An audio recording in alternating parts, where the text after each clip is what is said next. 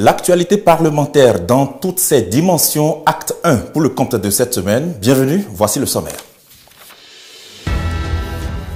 Les parlementaires vont bientôt étudier une proposition de loi portant modification et complément de la loi numéro 2019-43 du 15 novembre 2019 portant code électoral en République du Bénin. L'initiative émane du député Nathan Ake du groupe parlementaire Union progressiste Le Renouveau. De quoi cela retourne-t-il réellement? Saturne Diossou lui a posé la question ce matin. Sa réponse dans un instant. Parmi les directions techniques dont dispose le Parlement béninois figure la direction de la questure. C'est l'une des directions techniques de l'institution. Elle se charge de la gestion des carrières des fonctionnaires parlementaires et accomplit d'autres tâches. Nous irons dans les locaux de cette direction dans quelques minutes.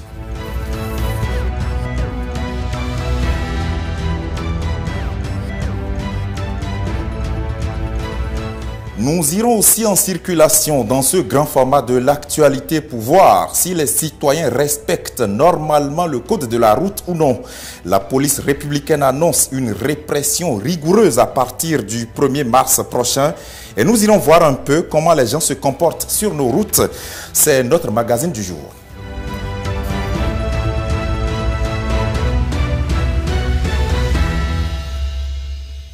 Bienvenue à chacun et à tous. Les parlements béninois et saoudiens travaillent au renforcement de leurs relations. Une délégation de parlementaires venus de l'Arabie saoudite séjourne en terre béninoise depuis hier dans ce cadre. Les détails de leur arrivée avec Estelle Dopono. C'est sur invitation du Parlement du Bénin que l'Ashura, qui représente l'Assemblée nationale de l'Arabie saoudite, a effectué cette descente.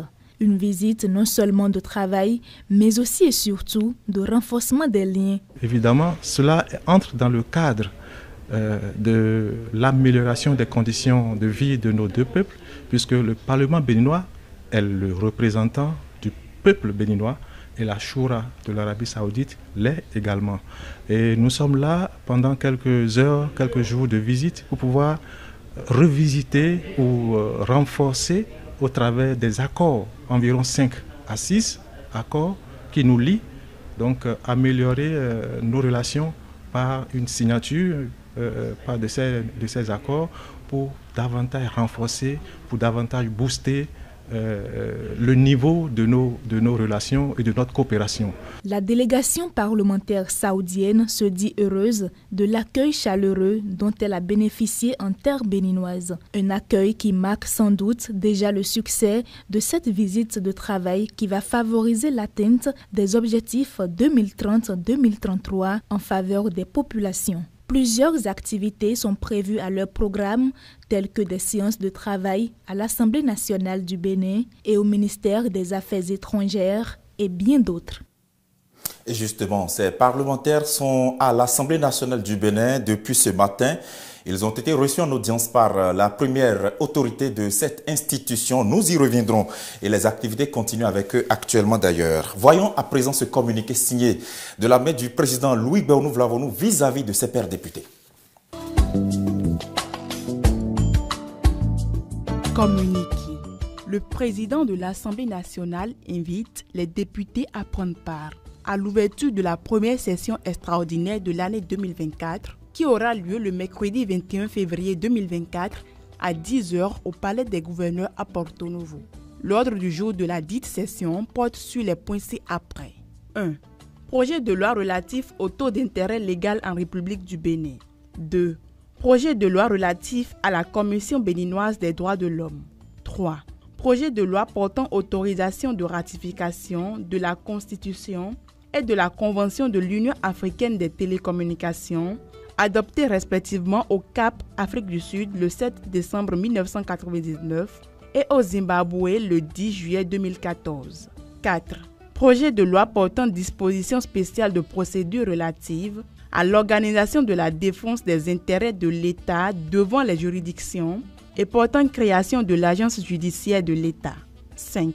Projet de loi portant définition et répression de l'usure en République du Bénin. 6. Projet de loi portant réglementation bancaire en République du Bénin. 7. Projet de loi relatif aux infractions boursières sur le marché financier de l'Union monétaire ouest-africaine. 8.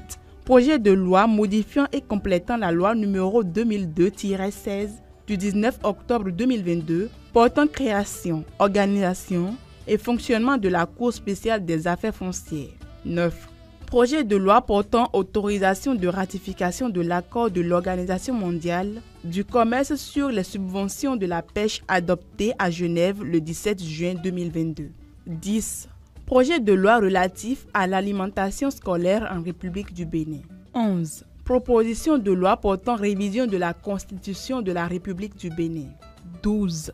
Proposition de loi portant modification et complément de la loi numéro 2019-43 du 15 novembre 2019 portant code électoral en République du Bénin. A signé ce communiqué Louis Gbehounou-Vlavonou, président de l'Assemblée nationale du Bénin. Et comme le précise bien ce communiqué à l'occasion de la première session extraordinaire de l'année 2024 qui va s'ouvrir ce mercredi, les parlementaires vont examiner entre autres la proposition de loi portant modification et complément du code électoral. Un texte introduit au Parlement par le député Nathan Ake du groupe parlementaire Union progressiste. Le Renouveau, c'est d'ailleurs lui qui préside ce groupe parlementaire. Alors que contient exactement sa proposition de loi? La question lui a été posée ce matin dans notre émission matinale. Je vous propose d'écouter Nathan Ake qui répondait aux questions de Saturne Diosso. Le problème de légitimité se pose lorsqu'on dit que ce sont les actuels élus qui vont parrainer. Pourquoi? Parce qu'une élection en bonne et due forme ou des élections en bonne et due forme auraient eu lieu en début janvier, précisément le 11 janvier, deuxième dimanche du mois de janvier, à savoir les élections générales. Et on aurait connu les nouveaux députés, on aurait connu les nouveaux conseillers communaux. Et à partir du 1er février, certains maires, jusqu'au 5 février, seraient même connus, certains nouveaux maires seraient connus. Si nous décidons que ce sont les élus actuels qui vont parrainer, cela pose le problème de légitimité en ceci que les élus de 2026 qui sont déjà connus seraient là et verraient leurs prédécesseurs en train de parrainer. On pourra vous dire, honorable, que ils ont été élus ne voudrait pas dire que le mandat de la dernière législature est déjà arrivé à aspiration. Vous demeurez député légitime jusqu'à l'installation de la prochaine législature. Donc, je suis d'accord avec vous. C'est comme pour la présidentielle, le président de la République est élu, mais avant que son prochain prête serment, jusqu'à 30 minutes du départ, il reste président de la République. Oui, c'est vrai, je suis d'accord avec vous. Mais vous êtes d'accord qu'il y a certains actes que ce président qui va passer service ne peut plus poser légitimement. Est-ce qu'un président, par exemple, qui a fini, supposons son mandat, et qui a 3 jours de son... peut poser des actes graves, tels que une révision de la Constitution, une proposition, un projet de révision de la Constitution, le nouveau qui est élu serait déjà connu, et c'est le sortant qui va prendre des décisions graves. Vous comprenez que ce n'est pas possible. Ça lui enlève la légitimité. C'est ça la question de la légitimité. Et donc, les députés, une fois connus, lorsque les nouveaux sont déjà connus, cela pose un problème. Maintenant, si les élus n'étaient pas encore connus, jusqu'à la dernière minute, les élus actuels gardent leur légitimité. Pourquoi? Parce que vous savez qu'à une élection, ce n'est pas tout le monde qui est encore candidat à nouveau. Donc les députés actuels, on suppose que certains ne seront même pas candidats. D'autres seraient candidats, mais seraient battus dans les urnes. Et ceux qui sont battus, c'est eux qui parrainent les futurs présidents, le futur président. C'est-à-dire les potentiels futurs présidents. Est-ce que vous trouvez ça normal? Alors que ceux à qui le peuple a donné la légitimité nouvellement en janvier sont là et c'est les sortants qui parrainent. D'ailleurs, ce que nous disons là, vous savez, ça contribue à combattre même la corruptibilité de notre système électoral. Et au moment où les députés travaillent et accomplissent leur mission constitutionnelle que sont le vote des lois et le contrôle de l'action du gouvernement, ils sont appuyés par des cadres techniques de profils variés qui travaillent au sein de l'administration parlementaire. Composée de plusieurs directions techniques et autres structures assimilées, l'administration de l'Assemblée nationale est dirigée par le secrétaire général administratif, un chef d'orchestre chargé de conduire et de superviser toutes les équipes techniques qui travaillent à l'Assemblée. Océane Mousso. Le secrétariat général administratif est coiffé par un fonctionnaire parlementaire ou non qui a le titre de secrétaire général administratif. Il est le patron de l'administration parlementaire. Le secrétaire général administratif est celui qui coordonne et doit avoir son œil sur tout ce qui se fait dans l'administration parlementaire.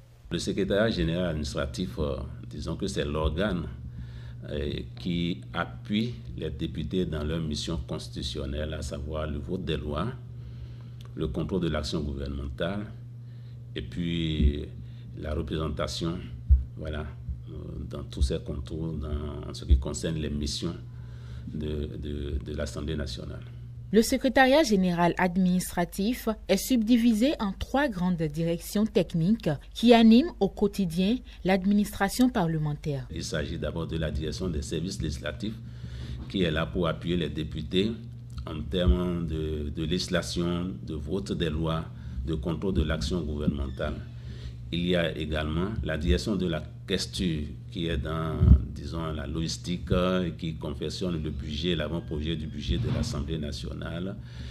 Et puis aussi la direction des services de l'information et de la communication. En plénière, le secrétaire général administratif est l'un des premiers fonctionnaires qui siègent aux côtés du président de l'Assemblée nationale. La charnière que constitue le secrétariat général administratif dans tout ce qui se fait à l'Assemblée nationale, que ce soit en plénière ou en dehors de plénière, justifie sa présence. Le secrétaire général est à la coordination de toutes les actions administratives qui concourent au bon fonctionnement de l'Assemblée nationale.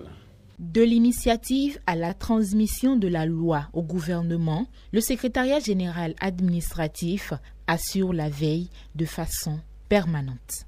Le débat qui intervient en plénière et qui conduit au vote de la loi nous donne, nous autres, au niveau de l'administration, et la possibilité de pouvoir transmettre. Après avoir fait le nécessaire, nous avons un comité de relecture qui essaie de voir la forme du document, finalise et soumet le document à la signature du président de l'Assemblée nationale. À partir de ce moment-là, nous pouvons transmettre la loi ainsi votée par le Parlement au secrétariat général pour que cela soit soumis à la signature, à la promulgation, j'allais dire, du président de la République.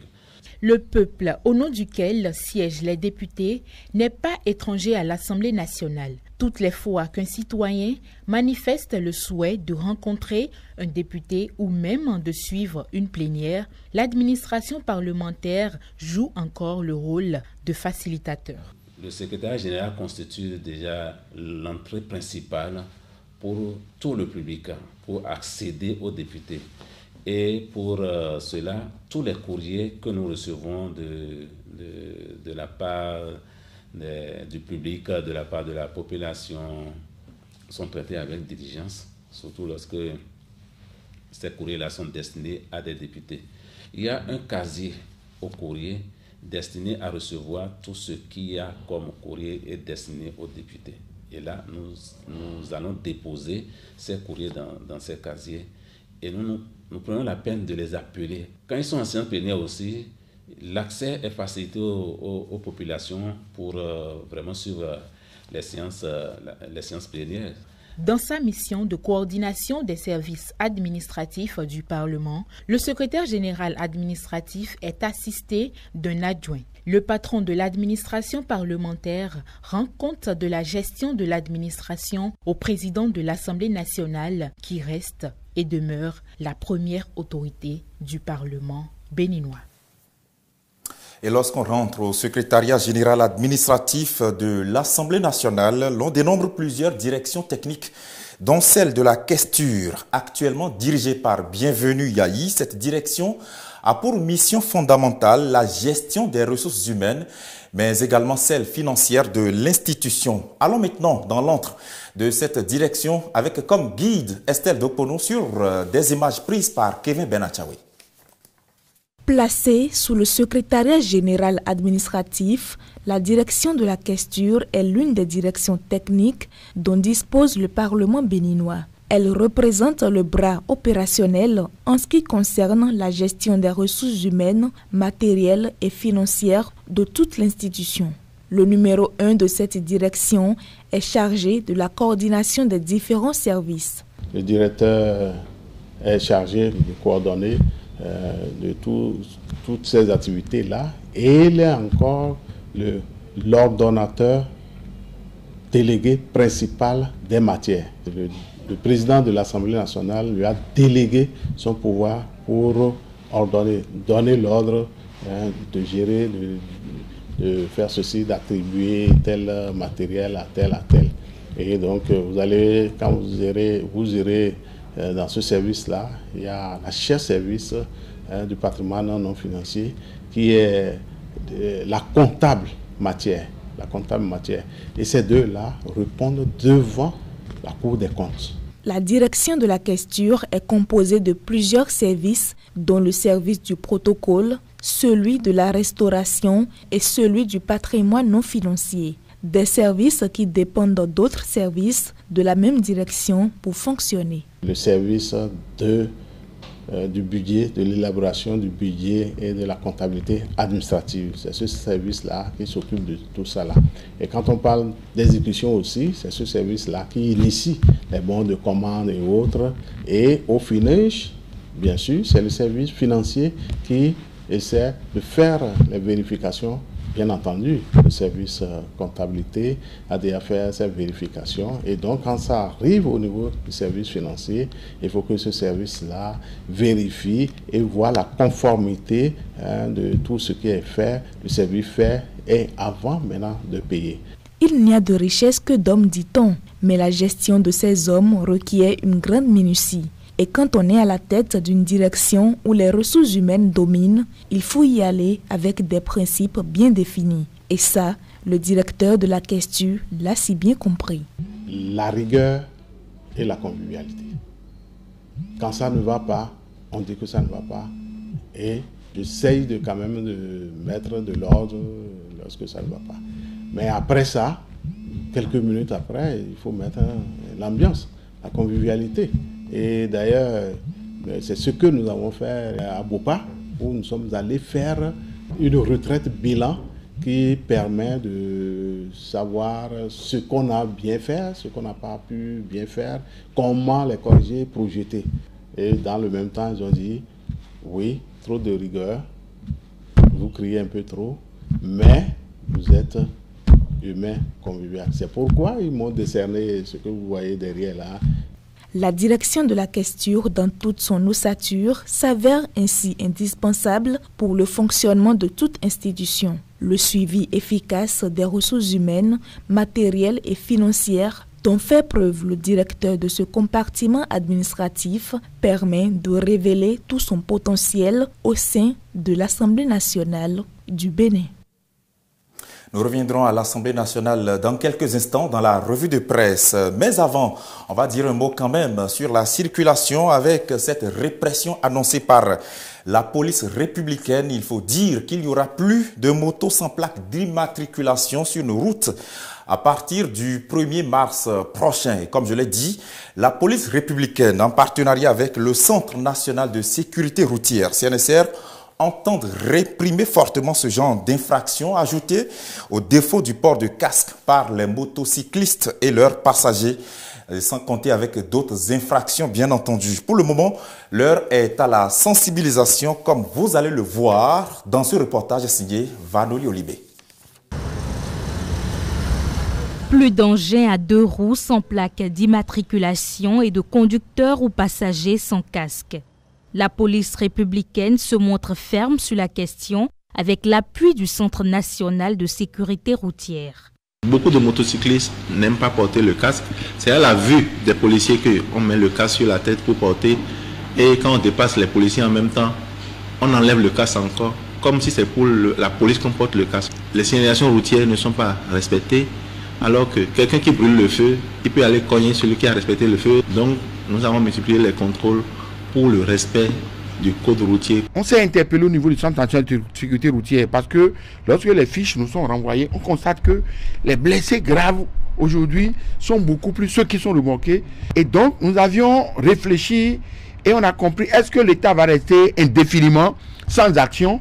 Un tandem CNSR police républicaine pour non seulement veiller à la vie des conducteurs d'engins à 2 roues, mais aussi à celle de leurs passagers. Une décision diversement appréciée des citoyens. Je suis vraiment d'avis, parce que vraiment nous sommes trop têtus au Bénin. Il nous faut forcément la répression pour nous redresser. C'est une bonne chose ce qui va être fait. Mais cette décision pose un problème. Je prends mon exemple. Si j'ai 2 casques, un pour moi et le second pour mes clients, êtes-vous certain que tout le monde acceptera?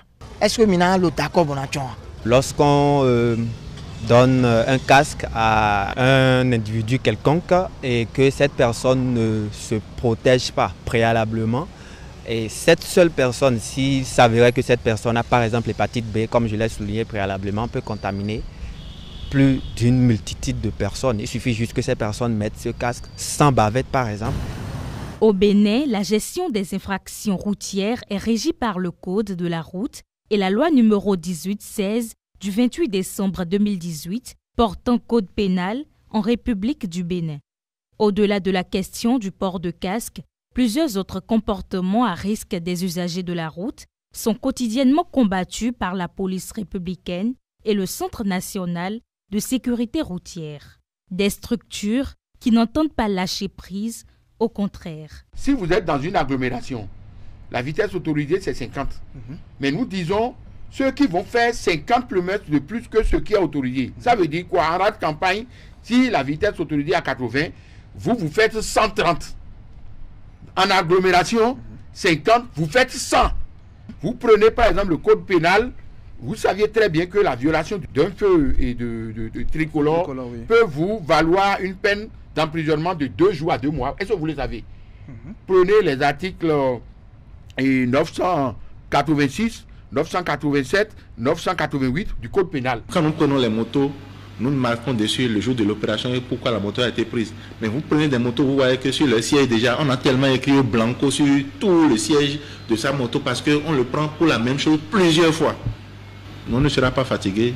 Nous, on a l'obligation de faire notre travail pour que les gens quand même arrivent à respecter le code routier. Pour la police républicaine et le CNSR, la sécurité routière reste un enjeu majeur quotidien qui nécessite l'implication de tous les citoyens. Sur la route comme ailleurs, la prudence est mère de sûreté. Et parlant justement du respect du code de la route, est-ce que les citoyens respectent cela fondamentalement? Nous allons revenir dans le magazine dans quelques instants, le temps pour nous de lire les journaux.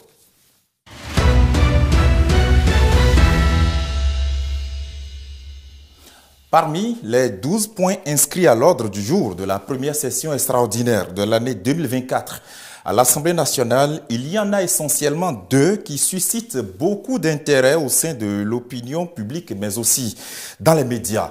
À lire donc dans la presse en ce lundi 19 février, l'impatience de nos confrères en ce qui concerne l'étude de la proposition de loi portant révision de la Constitution, mais également celle portant relecture du Code électoral.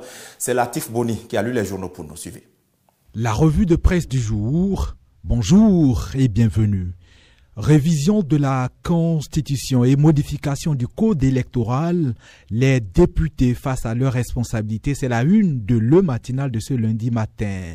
Le journal nous informe en effet que mercredi prochain, la session extraordinaire va s'ouvrir et le point n'est pas le seul sur la table des élus du peuple. Il y a aussi, en plus de la révision constitutionnelle, la révision du Code électoral. À l'ordre du jour de cette toute première session extraordinaire de l'année 2024, il faut ajouter 10 autres sujets selon Le Matinal. Des 12 points inscrits à l'ordre du jour, le sujet de la révision depuis son déclenchement par le député Hassan Seibou et sa proposition de loi de révision constitutionnelle est au cœur des débats dans l'opinion publique, rappelle la rédaction de Le Matinal. Des discussions nourries dans l'opinion publique, mais pas que. constatent mes confrères qui affirment que même la classe politique ne semble pas toute acquise à la proposition du député. C'est surtout les partis qui ne sont pas représentés à l'hémicycle qui sont contre la révision, affirment mes confrères, qui précisent que les partis politiques opposés à la possible révision posent le problème de l'opportunité de la démarche, d'autant plus que la Cour constitutionnelle, dans la décision DCC 24-001 du 4 janvier 2024, n'a pas formellement demandé cette éventualité. Le matin, l'autre quotidien similaire en nom constate que les 109 députés sont en mission d'État. Encore quelques heures pour les députés de la 9e législature pour éplucher les dossiers sur la loi électorale et la retouche de la loi fondamentale. Ce mercredi, le rendez-vous des députés est plus qu'une simple séance plénière, affirme la rédaction de Le Matin, en écho avec le Figaro national qui plaque à sa une du jour « Parlement, le compte à rebours amorcé pour la révision de la Constitution et le Code électoral ». Le quotidien qui rappelle les engagements du chef de l'État béninois, engagements rassurants vis-à-vis de la loi fondamentale, sa bonne foi proclamée et professée à plusieurs reprises et de façon publique, indique que c'est ayant compris l'enjeu et les failles qui pourraient émailler les élections générales de 2026, notamment l'épineuse question du parrainage des candidats à la présidentielle, que les députés du bloc républicain et de ceux de l'UP Le Renouveau ne veulent pas se laisser distraire ou se laisser dicter la marche à suivre par les complotistes et autres défaitistes. Mes confrères de Le Figaro national de fait le constat que la Constitution est une œuvre loin d'être parfaite et forcément qui nécessite des corrections. Les députés vont donc devoir s'atteler dès le mercredi prochain à faire face au dossier, conclut Le Figaro national. Le quotidien Les Nouvelles du jour revient, lui, sur le supposé plan de mise à la retraite forcée des agents à l'Assemblée nationale pour informer que la cellule de communication apporte un démenti formel et clarifie. Le journal qui écrit que la cellule de communication a arrêté la saignée en fin de semaine dernière pour une fausse information qui évoquait la mise à la retraite forcée de certains agents de l'État, y compris ceux de l'administration parlementaire. On lit chez nos confrères de Les Nouvelles du jour que c'est par un communiqué que la cellule de communication du président du Parlement a formellement démenti la fausse information. Et Vitali Botton, dans le communiqué, le patron de la dite cellule, de dire qu'à l'Assemblée nationale, aucun projet de mise à la retraite forcée du personnel n'a jamais été envisagé par le président Luc Bernouv-Lavonou et son bureau. La revue de presse. À demain.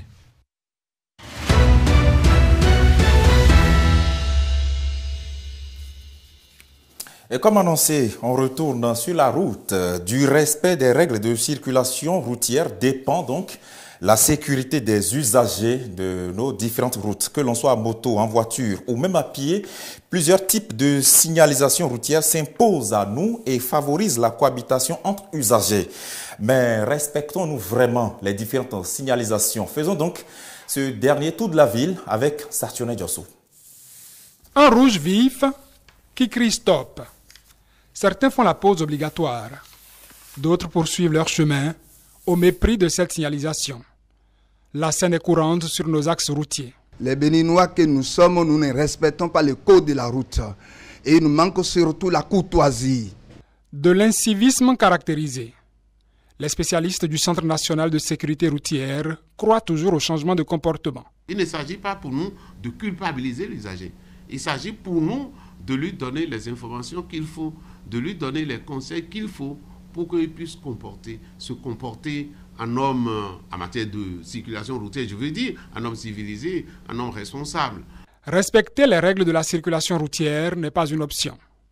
Certains l'ont compris. Je suis enseignant et nous enseignons aux enfants comment il faut respecter les feux tricolores. Vous voyez, si le feu est au rouge, il faut s'arrêter. Si c'est à l'orange, on ralentit. Et si c'est au vert, il faut partir. À une intersection, il n'est pas rare de voir certains usagers à moto ou au volant d'un véhicule tourner à droite, même si des feux tricolores exigent un arrêt. Pour eux, c'est ce que prescrit la notion de priorité à droite. Un petit recyclage. Quand on parle de priorité à droite, c'est l'arrêt qui nous demande de laisser passer les usagers venant de notre droite ou de passer quand notre droite est libre. La priorité à droite ne signifie pas de tourner à droite. Les gens confondent quelque chose. Ouais, par exemple, je prends l'exemple de I-18. Ici, d'accord? Vous voyez ici, le véhicule bleu a vu le feu rouge. C'est une perte de priorité. Voilà, ici nous avons une flèche ici, la flèche verte, c'est la flèche de tolérance.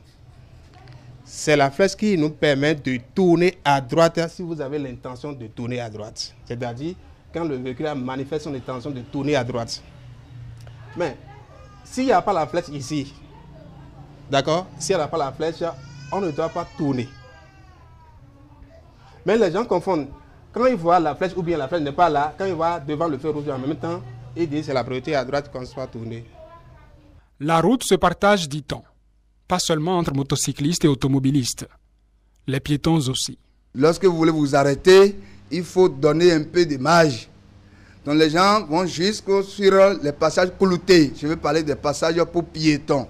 Et là, vous empêchez les piétons de respecter, de passer sur la partie qui est réservée. Quand vous êtes piéton, vous ne pouvez pas traverser, vous ne pouvez traverser la voie que là où il y a le passage piéton.